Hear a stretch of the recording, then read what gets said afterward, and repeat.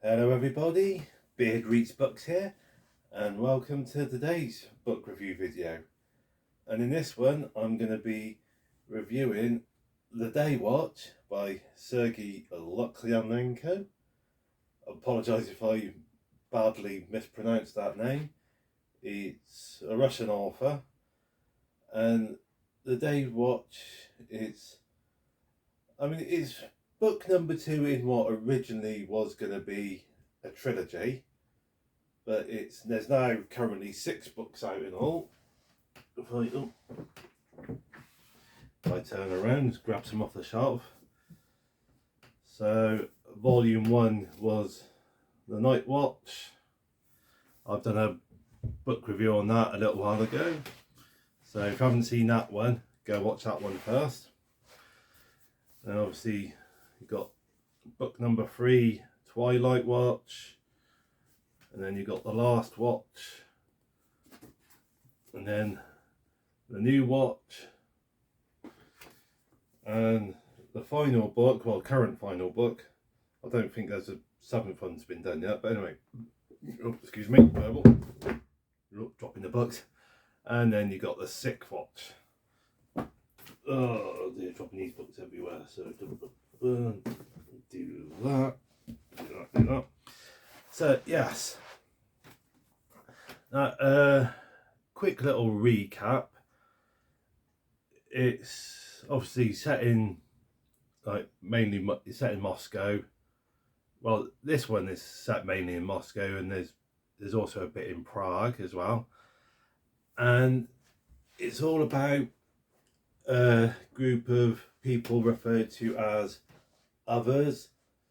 They've people with special abilities, so magicians, witches, warlocks, vampires, werewolves, shapeshifters, so people with magical powers, like special abilities, that kind of thing.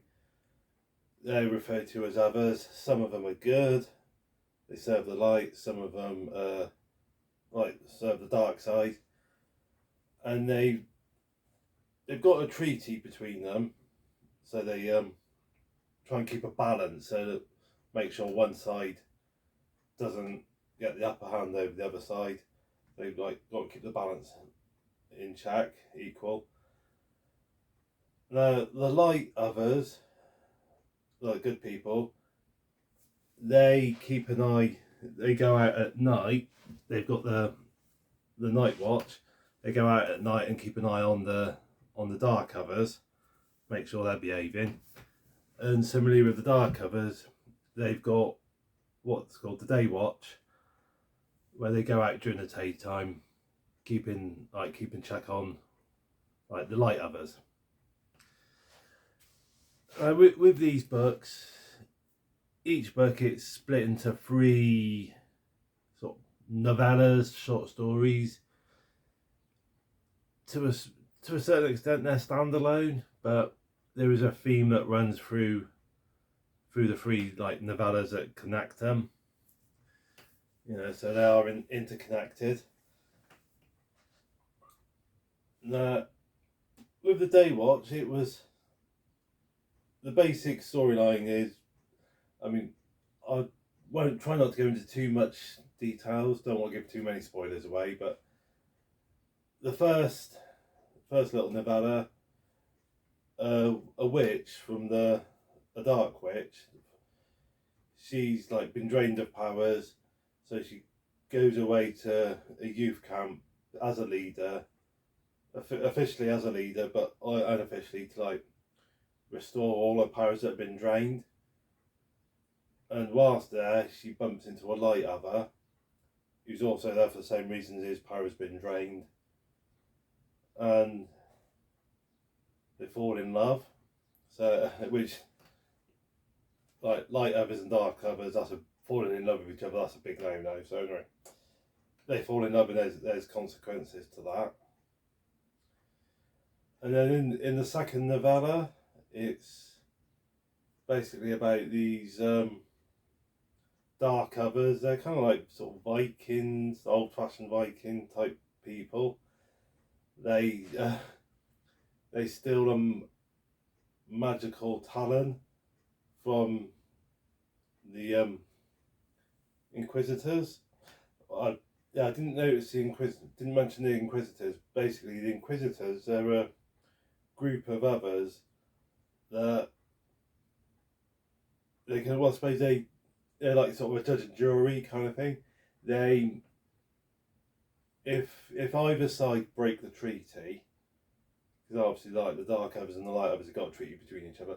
If anyone from either side breaks the treaty, the Inquisitors then step in and sort of deal with it and make sure like judgments passed and all the rest, and like deal out any punishment that needs to be handed out. But yeah, so the Inquisitors, they've got this artifact, magical talent, and in the second Nevada, a group of Dark Others steal this talent, and this like dark magician suddenly appears out of nowhere, and he's a mirror. I didn't quite fully understand what a mirror is in these stories.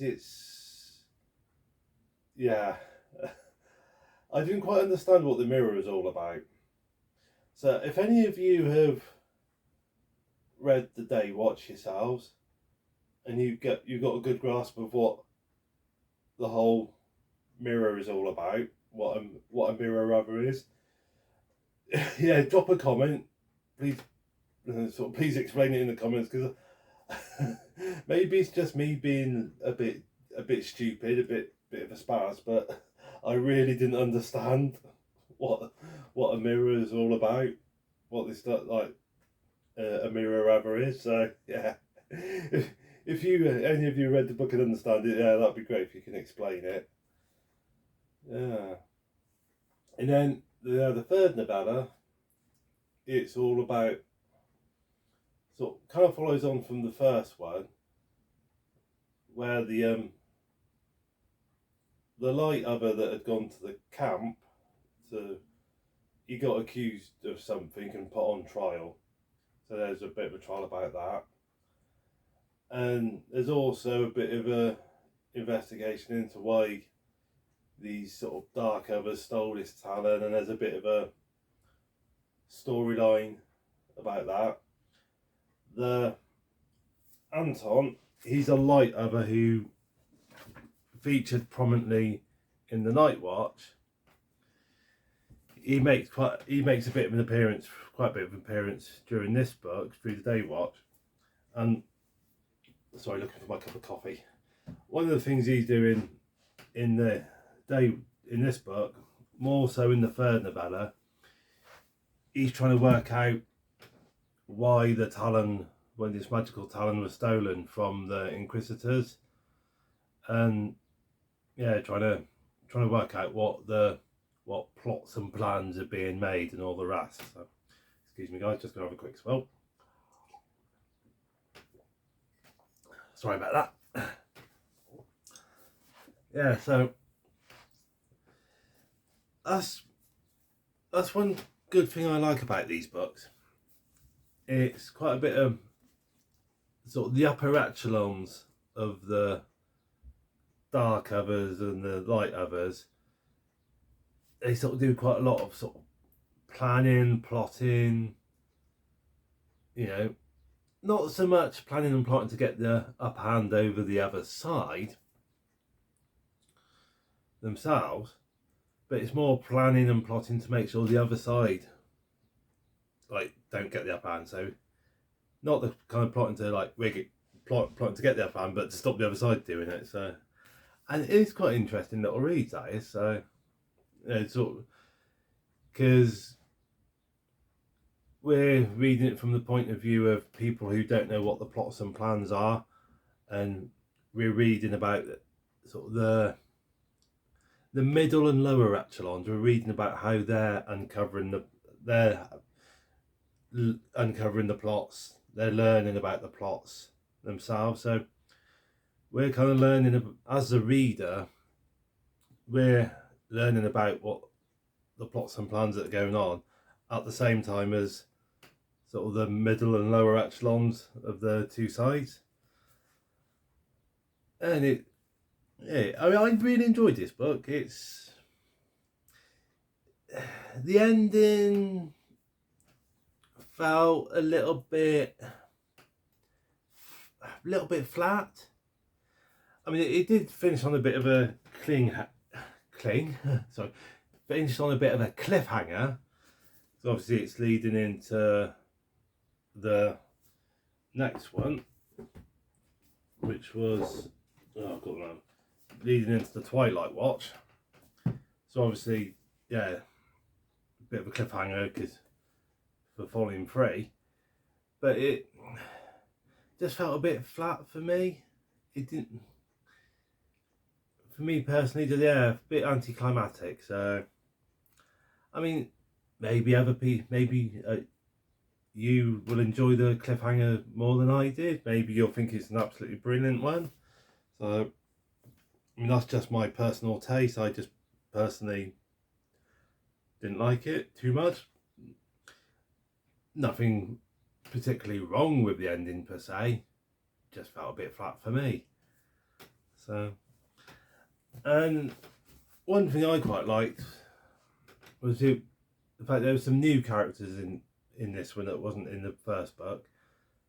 So as well, so it was a mixture of new characters and like familiar characters from the first book. So yeah, got to see the returning characters like Anton, sort of like, and sort of Geyser and Svetlana, those kind of characters.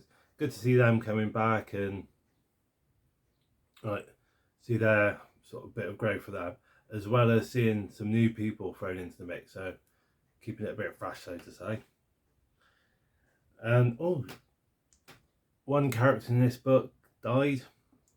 A particular character that I quite liked from the first book. Okay, probably a bit of a spoiler there, but I'm not going to say who it was. I've probably spoiled it a bit too much already, but yeah, there's a character that died in the Daywatch book, a character that I quite liked. So a bit sad that for me, but I was but a bit disappointing. Yeah, well, not say disappointing, but yeah, definitely sad. So yeah, good book. I definitely recommend it. If you enjoyed the first book, you'll definitely enjoy this one. And I must admit, I haven't read these two books. If I was going to be another, I'd probably want to be on the dark cover, be on the dark side. The way the books are written, they just come, the Daywatch, like the dark covers, they come across as though they don't have as much hang-ups and neuroses as the Daywatch do, for want of a better way of putting it. Not that the Daywatch has any hang-ups and neuroses. I think I just get the impression that sort of being a dark cover would be more fun. I suppose that's a better way of putting it. It'd be probably comes across as being more fun if it was a dark cover than if I was a light cover. So yes. Anyway, guys, that's my little review on the Daywatch. Hope you enjoyed, and if you haven't read it already, I definitely recommend reading it. And like I said, if you haven't read the Night Watch first, definitely get and get this. They're definitely 2 books worth reading, so I definitely recommend them, guys. Thank you for watching this video. Hope you enjoyed, and I'll say goodbye for now and look forward to seeing you in the next one. Take care.